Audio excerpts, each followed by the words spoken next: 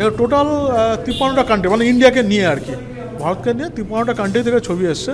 সেই ছবিগুলোর থেকেই ছবিগুলো বাছাই করা হয়েছে। ভারত সহ 53টি দেশের বাছাই করা ছবি নিয়ে প্রদর্শনী। 283 জন শিল্পীর ছবি আর্ট গ্যালারির দেওয়ালে সাজানো। দেখে বোঝা মুশকিল কোনটা হাতে আঁকা, কোনটা ক্যামেরাবন্দি। শিল্পীর শিল্পসত্তায় ভরা এক একটি ছবি। ঐতিহ্যময় শহর বহরমপুরের 6ষ্ঠ আন্তর্জাতিক চিত্র প্রদর্শনী ফটোগ্রাফিক সোসাইটি অফ মুর্শিদাবাদের। কি জানালেন আয়োজক সংস্থার সম্পাদক? প্রথম 2014-তে চালু হয়েছিল।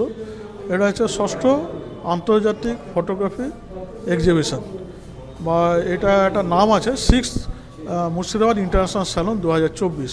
তারই এখানে এক্সিবিশনে এখানে যে ছবিগুলো দেখতে এগুলো সবই কিন্তু অ্যাওয়ার্ডেড, মানে এখানে 53টা কান্ট্রি থেকে ছবি এসছে, টোটাল 3838টা ছবি। সেই ছবিগুলোকে বাছাই করা হয়েছিল। একটা সেট অফ জুরি থাকে, তারা বাছাই করে যে ছবিগুলো অ্যাওয়ার্ড পেতে পারে সেগুলোকে এখানে প্রদর্শিত করা হচ্ছে। বহরমপুরে পৌর আর্ট গ্যালারি আবারও ভরে উঠেছে ছবির মেলায়। কোনো কোনো ছবি আবার ইতিমধ্যেই পুরস্কার প্রাপ্ত। 31শে জানুয়ারি থেকে 2রা ফেব্রুয়ারি অবধি চলবে এই প্রদর্শনী। আন্তর্জাতিক ছবির প্রদর্শনী দেখতে উদ্বোধনের দিনেই এলেন অনেকেই। কেমন লাগলো প্রদর্শনী? আমরা তো দেখে অবাক হয়ে যাচ্ছি যে ছবিগুলো, কিছু কিছু ছবি আছে এত ডিটেলিং আছে যে সেগুলো যে হাতে আঁকা সেটাও আমাদের বোঝার ক্ষমতা নেই।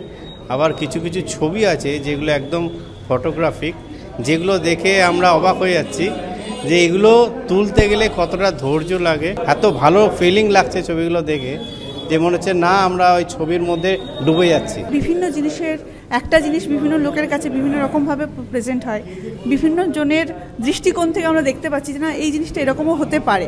আমি একরকম দেখছি, তারা একরকম দেখছে, সেইভাবে তারা তুলে ধরছে।